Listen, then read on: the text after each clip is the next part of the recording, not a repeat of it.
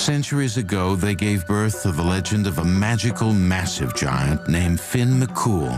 Finn McCool was a wonderful giant. He was 16 metres tall. He was loved by everybody in this area.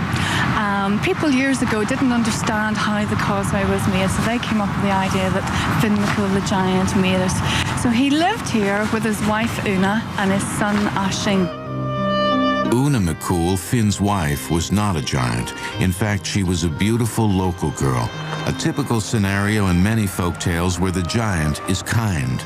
It is noteworthy that many giants have mortal women as wives. One of the questions is, what happens when giants are not loners? Very often they seek mates as a part of their urge, and when they do, they often are looking to mortal women, often very beautiful mortal women.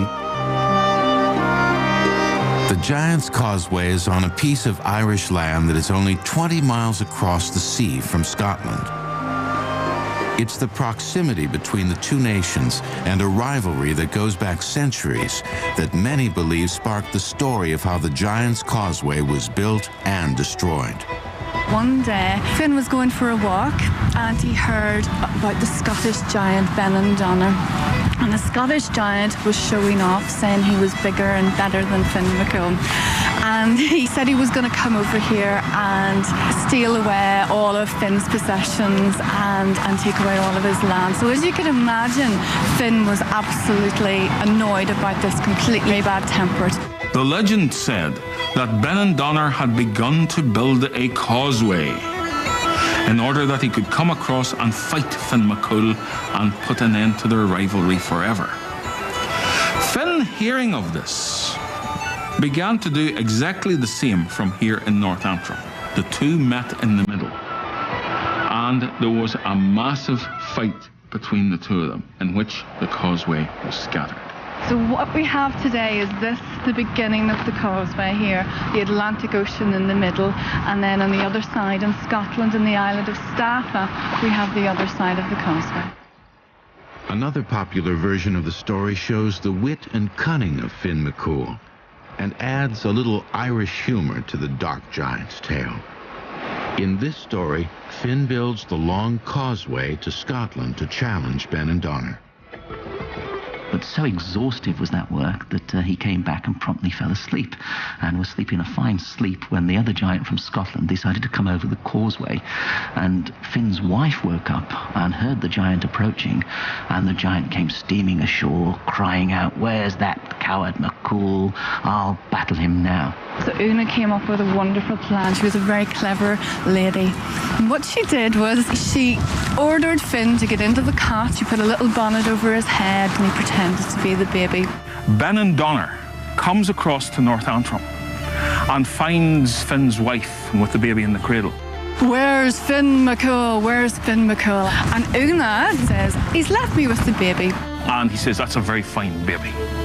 And she says, "Yes, it is." And she says, "He's like his father." Now, this terrifies Benandonner, who says, if the child's like that, what is the father going to be like? And flees, scattering the Giant's Causeway behind him. Some even believe one of the massive boulders left behind by volcanic activity millions of years ago is Finn McCool's shoe. There's a story at the causeway that when Finn was running away from the Scottish giant Benandonner, because he saw that he was far too big for him to fight, he ran so fast that he lost one of his boots.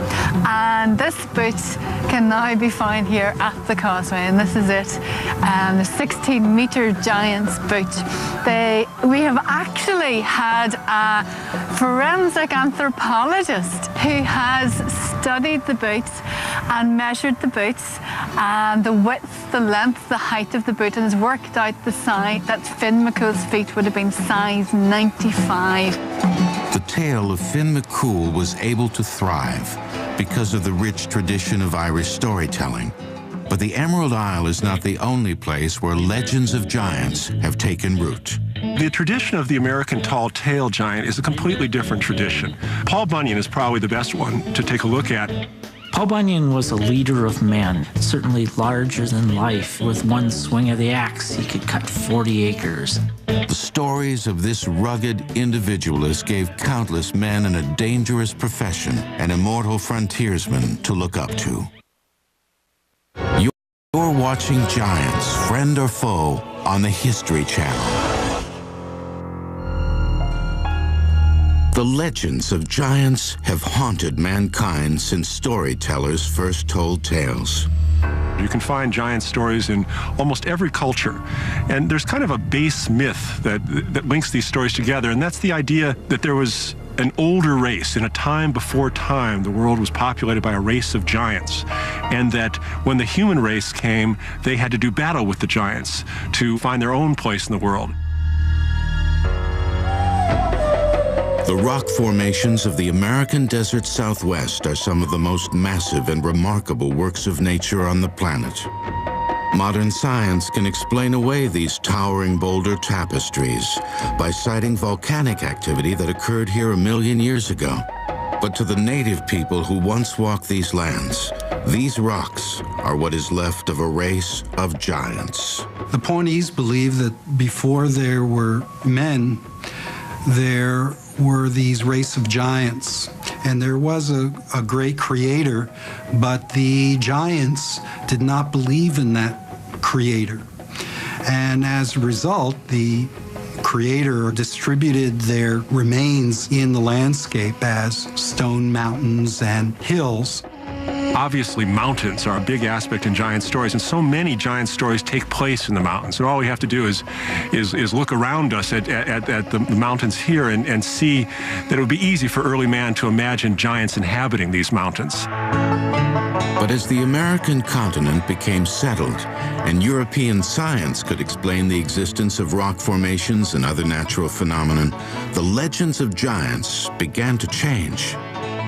American giants were slightly different to the European giants. The European giants had been very monstrous. But for the settlers in a new world, the landscape itself was monstrous, so you didn't need terrifying giants. What you might need was giants who were benign, who could help you. Big men. Nowhere was this more evident than in the turn of the 20th century logging camps of North America, where towering white pine trees were just waiting to be cut, in places like Maine, Michigan, and Minnesota. Life in these camps was brutally harsh. Men logged timber during the winter because it was easier for horses to pull sleighs filled with logs on ice rather than on dirt ground. The camps were self-sustaining mini-cities. Everything a logger needed had to be stored or made, because the nearest town was usually 30 miles away. Working in white pine logging camps was a pretty dangerous profession. You were constantly fighting the elements. You were moving heavy trees. So fear of death was probably on the minds of these jacks. These people are traveling out in cold climates, cutting down trees, very sharp axes. Once you're hit by an axe, the likelihood that you can get back to a hospital is slim to none. It's a rough kind of life. As many as 300 camps operated during a winter in Minnesota alone. The difficult work and the extreme conditions were the perfect proving ground, not only for physical strength, but mental escape through storytelling. The character that was most talked about was a mythic figure who was as big as the nation itself. In the new developing American continent, there were plenty of big men. Now, these were not physically big men, but they were heroes, men who were carving out areas of the new country. And gradually, they began to assume giant status, just as in ancient Europe. Some of the great kings and heroes had assumed giant and superhuman status. By the early 1900s, the name of only one giant dominated the tales told round the fire in lumberjack bunkhouses: Paul Bunyan. It's believed this Goliath was an amalgam of several backwoods giants whose stories were told in the 1800s. Paul Bunyan, in the earliest stories, was not a giant. The earliest stories emphasize his cleverality, his intelligence. It's only later that they start expanding, and he starts growing as the stories develop. He starts as a very strong man and becomes an impossibly large man, someone who's responsible, really, for the creation of all the natural features of the West. Many of the Paul Bunyan legends fit into the idea of tall tales. There are many of these kinds of giant exploits where the scale is greatly exaggerated. A tall tale characterization of the American spirit, an individuality and an independence. They find in Paul Bunyan a character who represents them, represents the loneliness, the separation, the feats of strength, and he's impossibly large and impossibly great. He's someone that if there's ever a competition, you can finish the competition by saying, well, you may have finished off 16 flapjacks, you may have cut down a dozen trees today, but you'd never be able to beat Paul Bunyan. Paul Bunyan represented to the lumberjack, the men who worked in the woods, as somebody who could not be stopped. There was no obstacle, no problem too big. He was a giant, but he was a thinking giant. He was a mental Hercules. Everything about Paul Bunyan was larger than life. He dragged his axe and created the St. Lawrence Seaway. He could clear a forest in a day. He's one of us, but he's better, stronger, and more powerful than any of us. People are always involved in these contests of strength, but nothing compares to Paul Bunyan. If Paul Bunyan could do those things, then you could go out the next day and face the cold. You could face any obstacle that Mother Nature or the foreman or anybody else could throw at you because you were a lumberjack and you were strong. The stories were meant to bolster the spirits of workers in the logging camps, accenting the camaraderie that was so important to these men. The tales became an instant success. Though Paul Bunyan was known as a rugged individualist who could level a mountain, he was also known for having a kind heart. At his side was his trusted friend, Babe, the blue ox. Even the story of how Paul found Babe is the stuff of heartfelt kindness. In the winter of the blue snow, Paul saw this little small thing almost frozen to death in the snow, and he picked him up and he held him in his hands. It was a little calf, and this little calf responded to Paul's kindness, and it grew and grew and grew, and he called him Babe because he was small. When Paul and Babe played, their footprints created the Great Lakes. When Paul wanted a place for Babe to lie down and rest, he cleared all the forests he could see. That's why there's so few trees in North Dakota. Babe became Paul's best friend, his ally, his major worker to help him move the timber, and became almost as large in life as Paul Bunyan. Paul Bunyan is probably the most prominent example of these giants that have been associated with American legend. In many cases, they've also entered or were created by popular culture, building on this need of some common American identity. And though a handful of stories about Paul were told during the first few years of the 20th century, he didn't become truly famous until 1914. That year, an advertising copywriter named W.B. Laffhead wrote a pamphlet for the Red River Logging Company featuring Paul Bunyan. For the first time, Paul and Babe came to life in the printed word, and Laffhead's stories and drawings made them household names. Laffhead is the one who basically created most of what we think of in terms of Paul Bunyan. He's the one who turned Paul into a giant. He created Babe the Big Blue Ox. And so this is really kind of like the Ronald McDonald of his time. Paul Bunyan was a corporate logo. It started out slow, but the legend of Paul Bunyan caught on, and within a few years, people all over the country were reading about this legendary figure. And Paul shows up at helping out in the oil fields and shows out on the West Coast, cutting the big redwood trees. And later on, you have Paul Bunyan stamping out 40 acres of forest fire in one shot. There is a real difference in the way modern people tell these stories. In a way, we're mimicking the stories of the past because there's resonance for us. We enjoy those stories. We enjoy the idea of thinking that Paul Bunyan created the Great Lakes. It's fun to think of it, but we don't need it anymore in the same way that primitive people needed these stories to explain natural phenomena. At the Forest History Center in Grand Rapids, Minnesota, the memory of Paul Bunyan has never faded. Here, volunteers struggle to recreate the harsh conditions of the North Woods logging camps. Oh, well, that hand belonged to Paul Bunyan. Paul Bunyan became the darling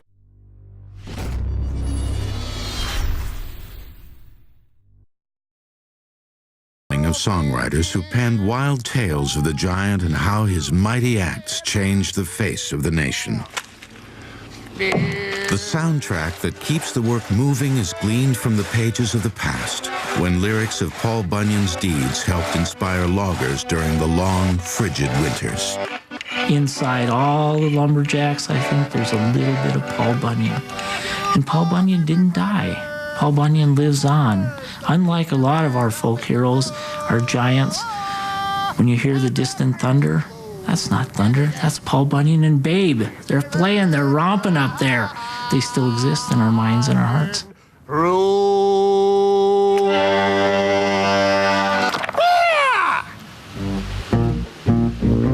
Across the Northwest, stories of Paul Bunyan continue to fascinate and entertain, while another legend emerged in the East. John Henry can hold two 10-pound hammers, one in one hand, one in the other, and single-handedly drill through a mountain. There's no dynamite necessary. He carried the hopes and dreams of the American working class, overcoming impossible odds. You're watching Giants, Friend or Foe, on the History Channel. With the swing of a sledgehammer, he carved himself an indelible place in American history. He brought down mountains and built railroads. He died for what he believed in and became a giant among men. His name was John Henry, working class hero. In the songbook of American folk music, few characters have had more than a dozen ballads written about them. But John Henry, a mythic man turned giant, has more than 100 songs detailing his exploits. John Henry was a steel-driving man. He died with a hammer in his hand. That's the way that the story works. The legend is that John Henry is a hammer man, drives a sledgehammer, hits a drill, tunneling through a mountain. A group of engineers come along with a steam drill. The steam drill, they say, is going to outperform John Henry, and John Henry challenges the engineers with the steam drill to a race.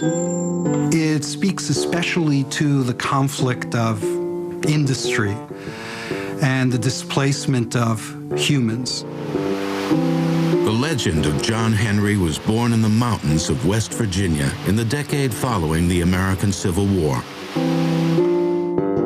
Railroad lines were being carved from the landscape, and there were not enough laborers to do the difficult jobs. In many instances, inmates from prisons near the new rail lines were commandeered to do the toughest and most dangerous work. One of the worst jobs on the railroad was building tunnels, pounding holes in a mountain and then blasting it with explosives. It's terrible work. Its idea was that you drive a kind of hole about 4.5 inches wide, a pilot hole into the side of the mountain, put dynamite in it, and explode it. And so these people are moving through a tunnel with lots of sand and microscopic bits that they're inhaling then. Lots of the folks that are building the Lewis Tunnel, for example, all the convicts, there are 400 of them. 40 of them die in 1871, 40 of them die again in 1872. It's deadly work. In the post-war South, many slaves were freed, only to find themselves forced into a different type of bondage, put in prison on trumped-up charges. Legend has it that one of these convicts was named John Henry, whose brawny strength made him a natural for the tunneling jobs on the railroad. there was a real John Henry. In the 1870 census, he shows up in the Richmond Penitentiary. First name John, last name Henry, born in New Jersey, and ended up, like so many black men in Virginia, in this criminal system. And he's shipped to the Lewis Tunnel for construction. Despite all the free labor, railroad owners saw the way of the future not in the strength of men, but in the power of machines. A new machine was brought in that many believed could bore a hole faster than the men working on the railroad. The prideful John Henry challenged the engineers from the railroad company to a race, him against the steam drill. Lifting his 9-pound hammer, John Henry said, "Show me the machine. I can beat it." Competition was arranged between the two of them.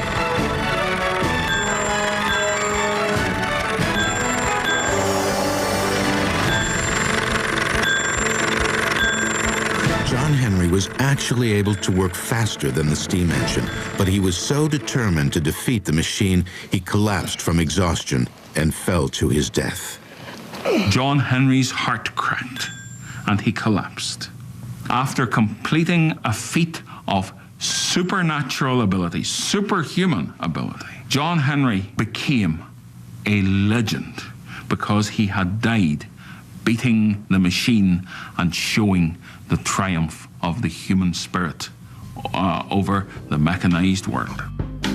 Remember, this is right after the Civil War. A lot of the discussion about black men tends to be that they're lazy and that they don't work hard enough and these sorts of things. And here's a story about a man who works terribly hard, so hard, in fact, that it kills him. So that's part of the reason, I think, why the story catches on, why people pass that story about a strong, powerful man like John Henry. The tale of John Henry lay dormant for several decades until the early 1920s, during the Harlem Renaissance, when black writers were looking for heroes to turn into giants. Sterling Brown writes poetry about John Henry. Zora Neale Hurston travels through Florida picking up stories about Moses and about John Henry and how great and powerful John Henry is. Fred Becker is an artist who draws these wild, they become steel engravings of John Henry. Without one arm is an octopus and another arm is a freight train. He's a powerful, powerful man who goes through hell and climbs back out again. And so in the Harlem Renaissance, he goes from being a little bit sad song into a powerful and strong and virile man. It shows a giant of a man, a superhuman man, which American giants became. In the 1930s, he grew larger. He has become politicized because of the idea of a worker who is oppressed by the industrial corporate system. He becomes a perfect symbol for the Communist Party. Here's a powerful man with a sledgehammer who's fighting against the capitalist machine right beside him. John Henry becomes one of the ways in which the Communist Party is pointing to its working class roots. There's a giant who they call John Henry, stood taller than a railroad tree. Though he come from smaller beginnings, he's still taller than a UN. Songwriters of the time took advantage of the historically rich stories about John Henry and of the men who died building the nation's railroads. One famous ballad ends with a line that for years had stumped historians. A lot of versions of the song end. They took John Henry to the White House and they buried him in the sand, and every locomotive that comes roaring by says, "There lies a steel-driving man." It's an odd way of ending a song. It's kind of peculiar that John Henry was so important that he was taken to the White House, and there's no railroad at the White House, and there's no sand really at the White House. It just doesn't make that much sense. But in doing research for a book on John Henry, author Scott Nelson came across some photos of the old Virginia Penitentiary, from which many railroad workers were recruited. I'm looking at the picture of the Virginia Penitentiary, and I'm humming the song, wandering around the house, and I sing the last bar of the song, and I look at the Virginia Penitentiary. There's a huge White House. There's a railroad running by it, and there's sand all around it. The penitentiary was torn down in 1990. During excavation, a mass grave for prisoners was discovered between a large white house and the railroad tracks. The place where they found the bodies was right next to the old White House, the Richmond Penitentiary, near where the railroad ran by, buried in boxes, piano-sized boxes, 5 or 6 men at a time, with layers of sand beneath each one of the boxes. They took John Henry to the White House. They buried him in the sand, and every locomotive that comes roaring by says, "There lies a steel-driving man." It was a chilling and strange story. Bury me in that White House sand. Bury me in that White House. No one will ever know what happened to the real-life John Henry.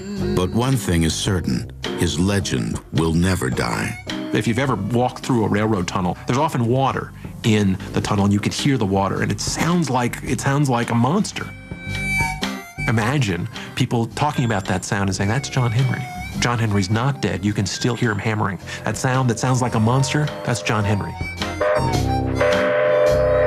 The legend of John Henry continues to echo throughout the land, not only in the train tunnels he bore into mountains, but in the hearts and minds of those who believe the strength of the human spirit is still the strongest power on earth.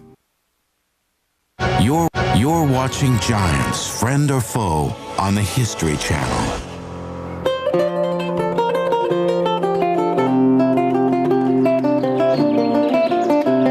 In a small country cafe nestled in the hills of northern France, a storyteller weaves wild tales of the region's mysterious past. The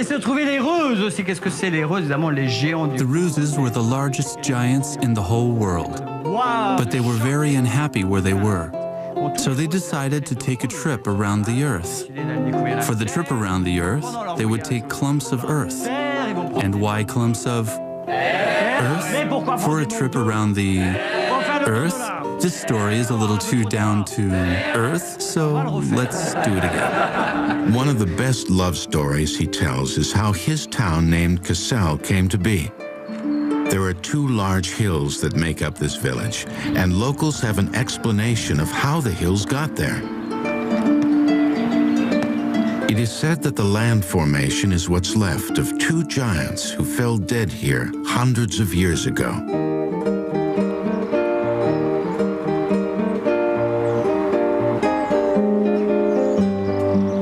Northern France and most of neighboring Belgium are the stomping grounds of age-old giants.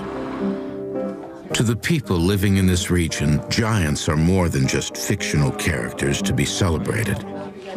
It's tradition to hoist a glass of some of the finest beer in the world, which happens to be named after giants. In fact, throughout the region, the image of giants are woven into the fabric of nearly every aspect of life. In the town of Ath, Belgium, called the City of Giants, people continue to celebrate the region's storied relationship with the giant kind. The giants phenomenon in art is very old. It started with procession in the Middle Ages, and then it's still alive today, which isn't the case in other towns. The custom of honoring giants by parading them in processions began in the Middle Ages. The Catholic Church started the tradition in the 15th century as a way to teach people religious stories. It was first religious ceremony, so church wanted the people, the population, to learn something about the Bible, and it was a good medium. They had a procession with various topics about the Bible. Some say the festivals began as a way to worship multiple gods. Many of them are fertility gods, and processing them and showing them to the people ensures a good harvest. The history of the town's giants is as colorful as the stories they depict. More than once, the giants have been threatened with destruction during horrific wars. During the French Revolution, when the governments of both France and Belgium were under attack by revolutionaries, many of the giants were set fire and destroyed. The giants had to be built again because it was really the heart and the history of the city, so the French could burn it, but it wasn't It was just a few years. Then they built it again because the giants belonged to the city. Following the fires of the revolution, the people of Ath changed their view of giants. The behemoths became guardians of the town, not religious symbols. Processions continued unabated until World War II, when once again the giants were in danger of being destroyed, this time by the Nazi occupation of France and Belgium. The Nazis did their best to outlaw the region's love of giants in an effort to curtail local traditions. But the people's love for their giants somehow managed to survive. Even under occupation, school children in Belgium would put together mini processions of their giants. In the years following the war, the love for giants in Western Europe grew even larger. Today, giant processions are major events that attract thousands of people. For those in Ath who are part of bringing the giants to life, being involved in animating these creatures is a big honor. The people working for the giants, who dress them, they are very proud to prepare them or to carry them. It's really an important part of their own family. Many hours of preparation go into every aspect of these handmade giants. The face is carefully formed from clay. A wicker basket is fashioned for the base, with straps inside so a man can carry the giant. Clothes for the giants are chosen based on their personality and character, which range from soldiers and politicians to dancers and blue-collar workers.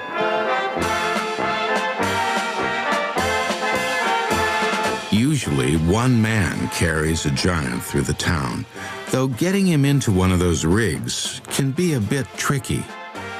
A team of carriers takes turns moving a giant on the streets, while the sounds of marching bands thunder off the walls of centuries-old buildings. One of Ath's most popular giants is Goliath, from the Bible story.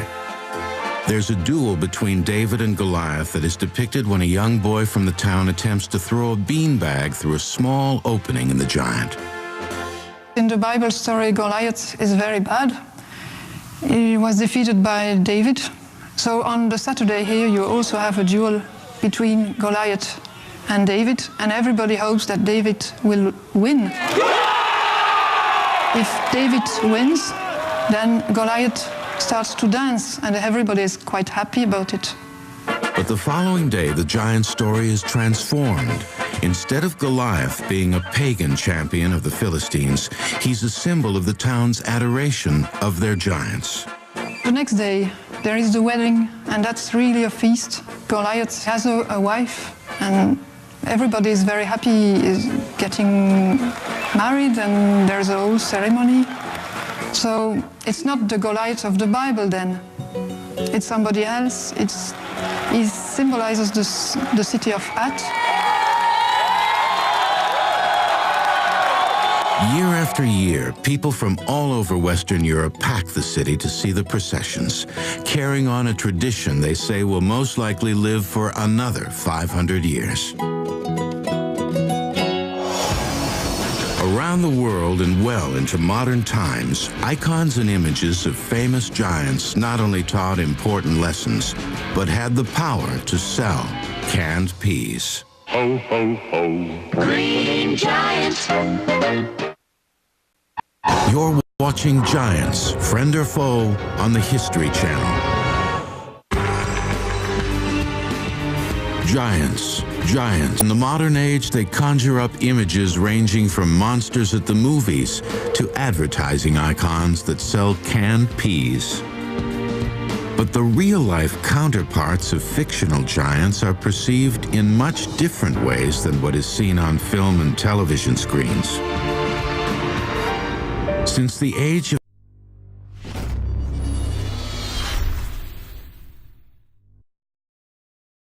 photography began, images of real-life giants have been well chronicled. Considered by most people to be nothing more than circus freaks, life for those who resembled giants in fairy tales was never easy. In early days, life must have been pretty awful. They were regarded as freaks. They were regarded as people to be feared.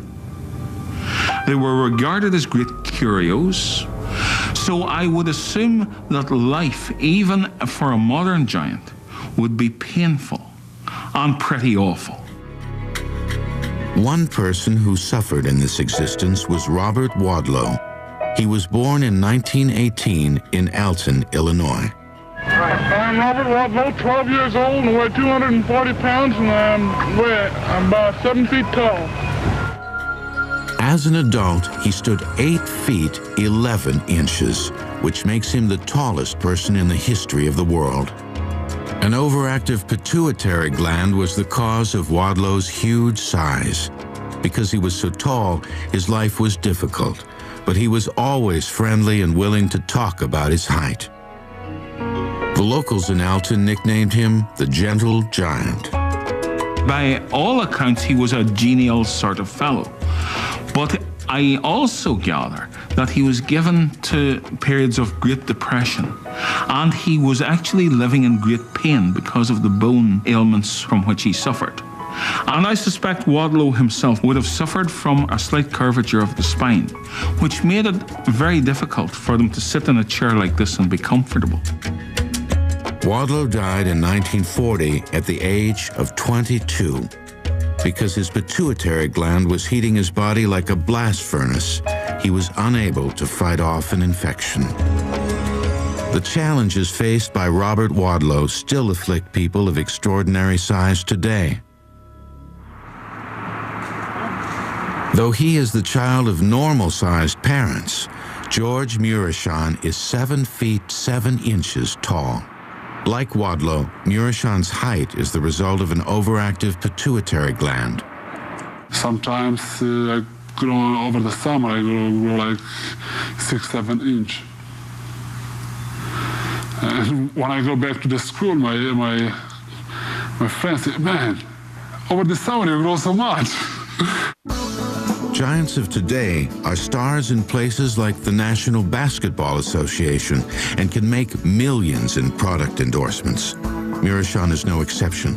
He was one of the tallest players to ever wear a professional uniform, playing professional basketball in both Europe and the United States. When I start to play basketball, I start to feel normal because everybody was tall, and I don't feel I was tall. I feel I was just a normal player. His size also brought him fame on the silver screen when he played opposite Billy Crystal in the movie My Giant. Billy Crystal saw me when I got drafted in 1993. And when he see me in the draft, he said, "This is the guy who can play my script." For me, it was something exciting. It was very exciting. But the realities of being nearly 8 feet tall can at times make negotiating through a normal-sized world a challenge. And though he dwarfs his average-sized son when the pair goes grocery shopping, Mureshyan says the people in his town accept him and appreciate him for who he is, and for being a giant. There are some short people, there are some tall people. Not everybody's normal, everybody has something different. Though giants like Mureshyan have found ways to live normal lives, the images of fictional giants continue to be used for shock value by storytellers in the modern age of film and mass media. Certainly in modern-day films, giants have gone back to their medieval personification. They're menacing, they're a nuisance. Again, they're the very sort of thing that mankind has to overcome. And indeed, again, we're going back to this personification of a challenge that mankind, using his ingenuity, his bravery, his courage, can eventually defeat. Modern films continue to mine tales past and present of the giant kind. Because just like storytellers of old, giants come with built-in fears common to us all. We can look to popular culture and see in films instances where there are still mysteries that have to be worked out, and giants become symbols for that. They have become subjects of B-movies. Attack of the 50-foot woman. They're coming to destroy our ordered world and coming to destroy our civilization. During the 1950s, with so many of the films that create giants out of ordinary circumstances, they occur as a result of nuclear disasters. At a time of fear of what the effect of our own science has been, this was a very common theme. Today, in addition to nuclear disaster or radiation, we also see such themes being used around artificial intelligence, or sometimes even UFOs, or alien beings that come in as giants that need to be defeated from ordinary wits, or of finding a particular weakness in those giants. Giants are most often employed as the ultimate boogeyman, inherently mindless, evil creatures whose only purpose is to destroy the earth and humans. But making giants appear real is not easy. This was especially true during the 1950s and 1960s, when giants first became pop culture icons on the silver screen. The man credited with taking the image of giants out of the pages of storybooks and giving them a realistic portrayal in films is Ray Harryhausen. Harryhausen's skills as a filmmaker helped combine live-action actors with specially photographed giants. Though this was the age of space aliens and the Cold War, many of Harryhausen's giant stories were set in the world of ancient Greek mythology. I've always been attracted to the outrageous, the giant size. And that's why Greek mythology appealed to me, because the Greeks always thought the gods as just enlarged people like themselves. And they always pictured them as simply giant people living up in Mount Olympus. Many of his films, which used state-of-the-art technology, such as optical printers, are considered classics. In the film Jason and the Argonauts, Harryhausen created an intimidating-looking creature called Talos, a metal statue on a rampage. This is a model of Talos. It's made of fiberglass, but it was made from the same mold that the original model.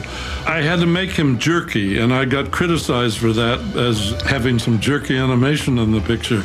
But he was made of metal, and I felt that he should look, not too smooth in his walking, because he's not used to walking a bronze statue. But pop culture images of giants have been used for more benevolent purposes. For example, one of the most famous uses of a giant has nothing to do with wicked images and mass destruction. He's known as the Jolly Green Giant, one of the world's most recognizable advertising images. Giants are used in popular culture, for example, in advertising campaigns, perhaps the most famous example being the Jolly Green Giant. Who can resist? Ho, ho, ho. Ho, ho, ho. Green Giant. He was born in 1928 when the Minnesota Valley Canning Company put his image on the side of a can of extra-large green peas. The company eventually changed its name and became known as Green Giant Foods. The image of the Green Giant was known throughout the world. They live in a valley in which corn grows all the time, and they harvest it, and display the fruits of their labors to yourself and allow you to buy it. Giants often appear in advertising because they seem to show the huge scale and sometimes appeal of the product as a result. Giants also indicate that the product can be magical because of our association with this oral tradition. But even the Green Giant was not always considered so jolly. When designers first tested his image in the late 1920s, they found that the giant was too ominous looking. To make him more likable, his face was softened, and he eventually became the smiling, happy giant that he is today. It's a colossal figure, but it's a memorable figure, and I think that's the point of them to the popular culture. Ho, ho, ho. You see a giant, you remember a giant. Despite a few smiling faces, most of today's images of giants are from the dark side. Villains that lurk inside our souls, exploiting deep-seated fears we've carried since childhood. Giants are figures of dreams, and children dream about giants. I know that I myself, when I was about 5 years old, I had a recurring nightmare of a 2,000-foot lion. I think giants represent our fears sometimes in our dreams, and it's natural that out of those dreams come stories of giants. Giants are the personification of all the problems that mankind must overcome in this hostile world. And often it's a very ordinary person. Take the story of David and Goliath. If you notice with that story, David is very small, Goliath a titan, and yet David, with his ingenuity, is able to overcome the titan Goliath. Jack the Giant Killer. Jack is an ordinary boy, and yet his ingenuity, his quick-wittedness means that he can defeat the giant.